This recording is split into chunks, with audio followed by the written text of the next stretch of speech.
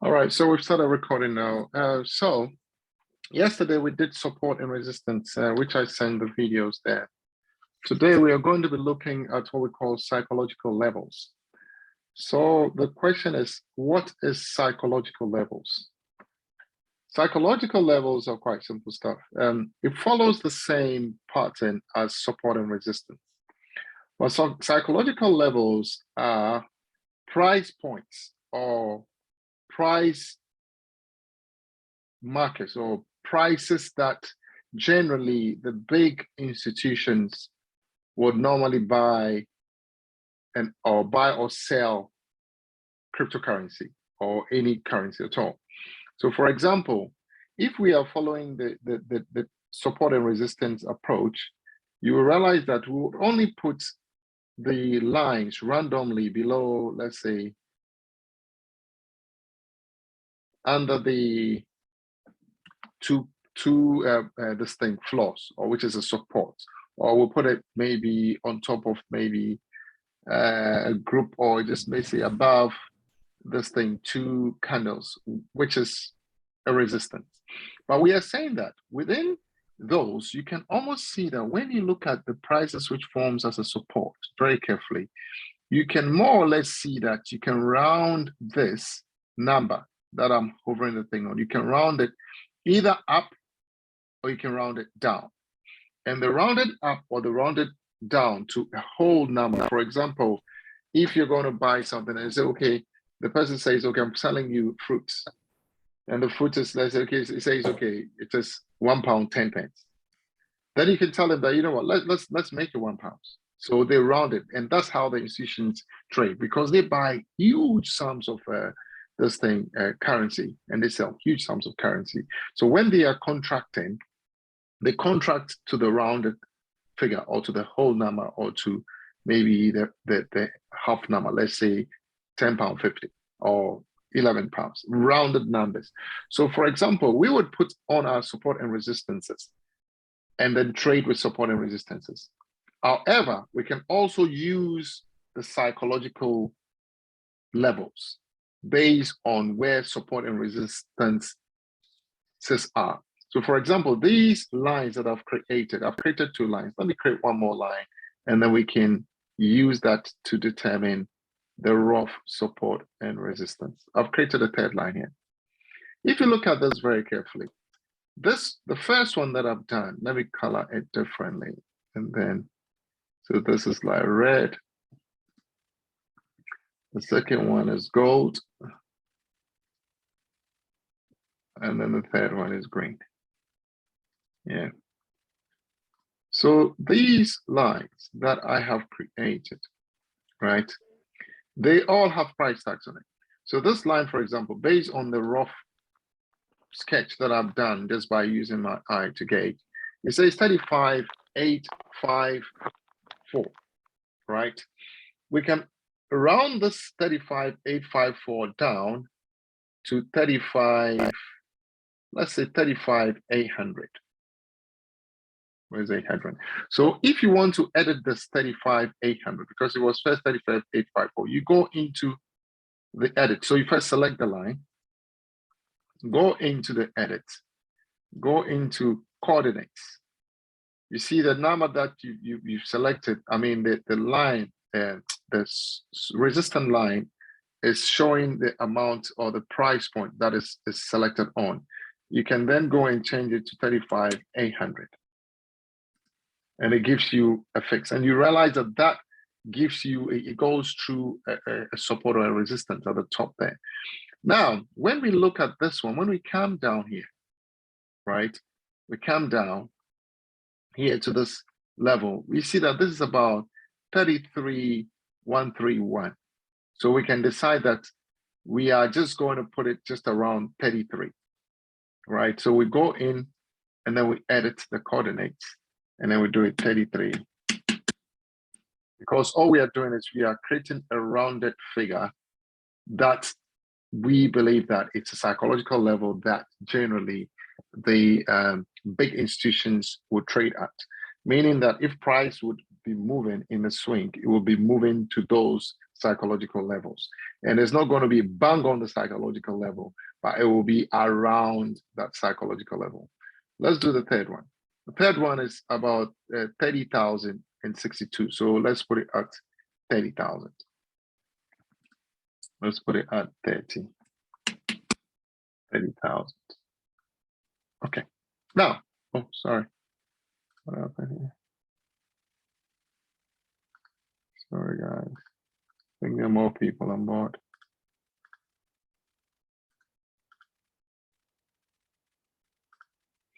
So let's put this, let me edit this again, and then we'll put it at 30,000. Okay. Now, so we've done 30,000, 33,000, and then this is 35,800. To be on a very safe side, we can decide that we want the range between this one and that one to be the same as that one and that one, so that we can say roughly there's a sequential movement between, or a sequential difference, or a specific difference between the three of them. So for example, you realize that between 30,000 and 33,000, it's what? 3,000. Between 30,000 and 33,300, it is 3,300. So assuming we are adding another 3,300 to the 33,300, we would get 36,600. So we can go here and adjust it so that we can have a specific difference between the pricing. So rather than it going, so what we want to say is there could be a psychological movement, an even movement between the support and resistance lines. So yesterday we were only looking at creating support and resistance lines based on our eyes and where the candles bodies ended. But this time we are trying to use those same as a guide and create specific pricing that will give us specific differences between those prices. And this is psychological levels. So for example, now that we've created the psychological level, we've created it on the 1 hour time frame, right? So this has been created on a 1 hour time frame. Let's change those colors. And we said we can edit the things when we go into the side. These are the horizontal lines that I've just created, these 3 lines. There they are. Let me, 2, 3, okay. 3. And then imagine I want to change all the colors to one color. Normally on the 1 hour, we use purple, but because it's a psychological level, I'm going to use another type of purple to change them. So I've changed them all. And then I'm going to put them in a folder. I'm going to put them in a folder.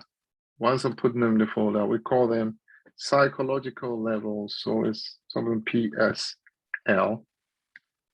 And then we say 1 hour. So we've created psychological levels, and that's it. Now, once we've created the psychological levels, you realize that this psychological level are the major levels. So we can decide that aside the major levels, we can divide it into minor levels as well. So between this and this is a major. Between that and that is a major or main. So we can decide that we want to divide them again into sub-levels evenly, right? So to divide them evenly is just normal mathematics. It will be this plus that divided by 2. It will give you the level there. So we'll just take the price at the top plus the price at the bottom divided by 2. So 35,600 plus 33,000 divided by 2 is 34,300. So we come around 34,300. If we cannot get it, just let's draw the line and then we'll go and edit it. And then, sorry, draw the line here, go in there and then edit it 34,300. And then we edit it. So this gives us a sub, which is exactly bang in the middle of the 2. And then we come to this other one as well, which is 3,333,000, which is 36,000 divided by 2, 31,500. That's what we're looking for. Almost 31,500. So let's just put a line here. Go and edit it. 31,500. Okay. So now we've created the levels. Now we move this two horizontal lines into the folder. Now this is basically psychological levels. Now the question is, someone will ask, so if you have psychological levels and you have support and resistance, which one do you want to trade with, right? It's a matter of choice. Some people would use psychological levels to trade, and others would use support and resistances to trade. It's just a matter of choice, you see. So then you can, I just thought I'll show you both, then you can decide to use the ones you want to use to trade. So for example, let's say, imagine your trade is here. Let's say you are on this level, and then you know that the price is going to go down. So where would you take your profit? Because you have the psychological levels, you know, if the price is going to move down from here, there, you take your first profit here, you know, and then it just guides you where you have to take your profit. For example, that's why we use psychological levels and support and resistances. So really speaking, psychological levels and support and resistances, it is actually the same. Just that with psychological levels, it is quite mechanical. You have fixed rounded prices, and then you have fixed intervals between them. But with support and resistances, you realize that we are not using like fixed calculations between each of them. We are only looking at places where prices are done like a bottom, at least two candlestick of stack, and then we put it there. So that can be random, and that can be possibly many multiple places. Psychological level is also using the idea of support and resistance, but we are creating mechanical levels, hard levels, which is based on rounded numbers, and then creating fixed intervals within them. And then we use them as levels of trading and taking our profits. That's basically it, you know. So I think let's do one on the 1 hour, on the 4 hour time frame. So this one is on the 1 hour. So we are going to the 4 hour. So this is the 4 hour time frame. Reset it. Now, on the 4 hour time frame, we know that this is telling us that we are on the 4 hours. So now we have to find something to guide us, right? So we'll initially pick a support line, right? So we pick a support line as an H. We know that the 4 hour, we normally would use green, right? So let's go select the line and then take a green. Yeah, let's use this green because it's a psychological level. Now, we know that this one says it's about 30,077. If we want to round this up, we can push it to just 30,000 exactly. It says 30,000, I think 30,000 is even too much. So let's put 30,001. Let's find a sweet spot. Let's push it to 30,100. Let's push it to 30,100. Yeah. So this 30,100. Let's find another place. This is 36,000. Possibly something like that. 36. Let's also do this 36,100. So let's go and edit it. We are using the support and the resistances as a guide. Okay, right, 36,100. Let's find another one here. This one is more like, okay. This says 39. So let me put one here and then we'll figure it out. All right. So this one is 39,800. Let's say if we can put it to 40,000 and see how it looks. Yeah, 40,000. Now we realize that these lines, they don't have specific distances within them. So the question is, how can we adjust it to have specific distances? You can see that around here, around these candles, there's still sticking points around there. So let's try and move it around and see if we can get a good pricing, which can give us a specific difference between the two. Alternatively, we have 30,100. The top one is 40,000. When we look at the difference, let's divide it into two and see how much it is.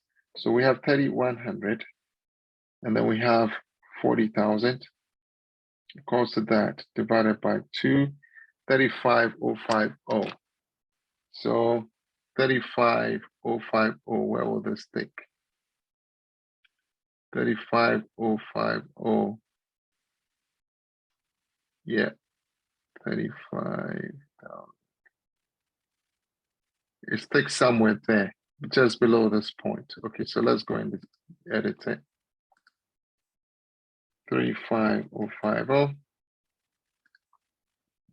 It doesn't actually stick on anything, but it is banged between the two. So we can live with it because we want to have mechanical hard stops. Now, we want to then divide this. These are the major psychological levels. Now we need to have the minor or the sub psychological levels, which would be the difference between this and that.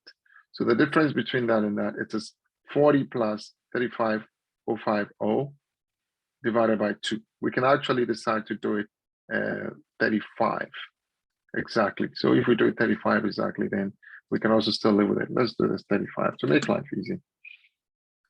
35. And then in that case, we can also decide to let this go up a bit to like 30. So with that, you just use your judgment, finding a fix, like a sticking point, that would help you. So we did a 30, 35, 40. So the difference between the two, 30 and 40,000 divided by 2. Let's do it now. I'm just doing a calculation. 35 divided by 2. It's 37,500. So 137,500.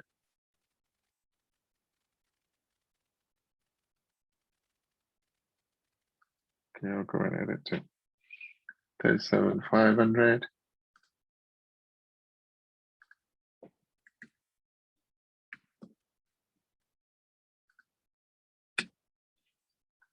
Okay. And then the difference between this and that, it would 32,500, I believe.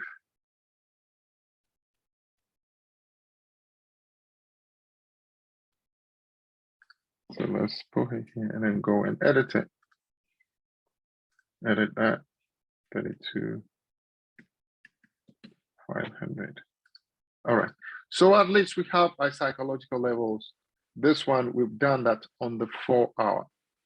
And you realize that we did support and resistances on the 4 hour, but this time we've done a psychological level. These are mechanical points, hardcore points based on the support and resistances, using them as a guide to be able to create fixed, rounded pricing that we expect price to go.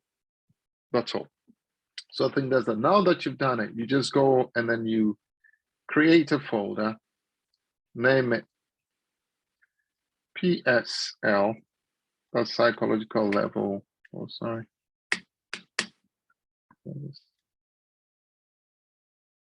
PSL 4 hour. Okay, so then you have it. You lock it, you close it, and then that's it. So if you want to just go to the 1 hour to go and analyze your psychological levels on there, you just go to 1 hour, you open it, and then you see it there. Sometimes if you are on the wrong time frame, let's say you're on the 4 hour and you open the 1 hour, it would look funny, it wouldn't look correct. So you make sure you're on the right time frame, which is the 1 hour, and then you open the 1 hour psychological levels. That same way, if you're on the 4 hour, and then you make sure you open that of the 4 hour psychological levels, because you can decide to trade in any of those time frames. You can decide to trade in the 4 hour. You can decide to trade in the 1 hour. You know what I mean? So for example, based on your psychological levels, imagine you want to add another line on the psychological level. You know that you're moving up in increments of 2,500, 2,500, 2,500. So this one you get something like 42,500, thereabout. We've gone too far. 42,500. And then you go edit it, 42,500. And then you get another psychological level, which is on there. But you only trade with psychological levels when price, in areas where the price is.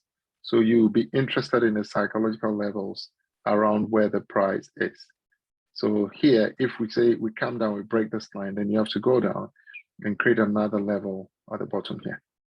You know, so we can just create it. That will be 37,500. I think we've gone too far. 37,500. No, 27,500, sorry. 27,500. Okay, let's create one here. Edit it. Go. 27,500. So you're being coordinates to edit. That's fine. Okay, now we pull it straight into the 4 hour. We'll pull it into the 4 hour, and that's it. That's all for psychological levels. You know, so I'm just going to open the floor now, if there are any questions, and then we can just close.